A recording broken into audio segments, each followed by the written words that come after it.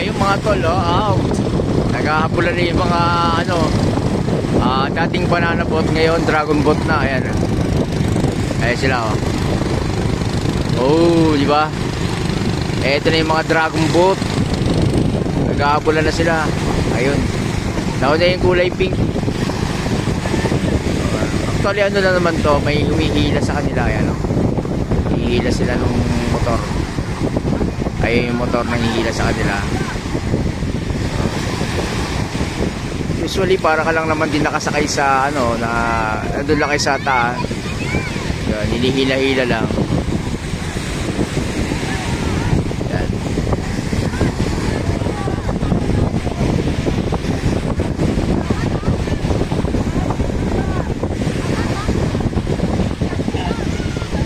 Ito pala yung kapatid niya, De La Peña. Ayun na. Yun.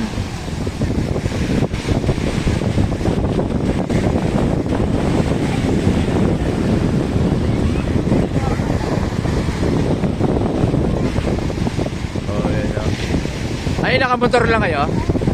Kaya pala, galing nga.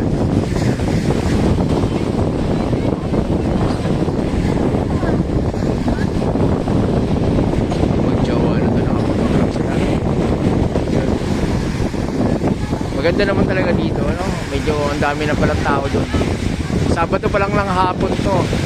So bukas may linggo pa, mas marami pa siguro. Sura niya.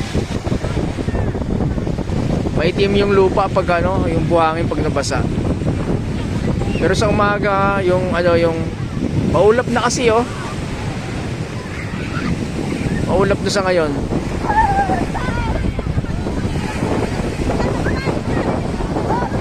Kaya itsura niyan sa ngayong hapon alas 4 na ng hapon, kaya medyo pababa na yung araw. Tapos ang lakas ng hangin, ang lakas ng alon. Pero mas okay pa rin dito kaysa sa Batangas, I mean sa Batangas kasi talaga sobrang lakas ng alon dun. Then malayo ka na, mababaw pa rin dito, hanggang dyan lang malalim na yun. Diba?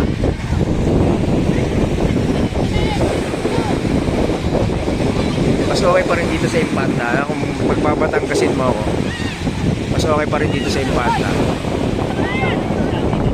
Ayan.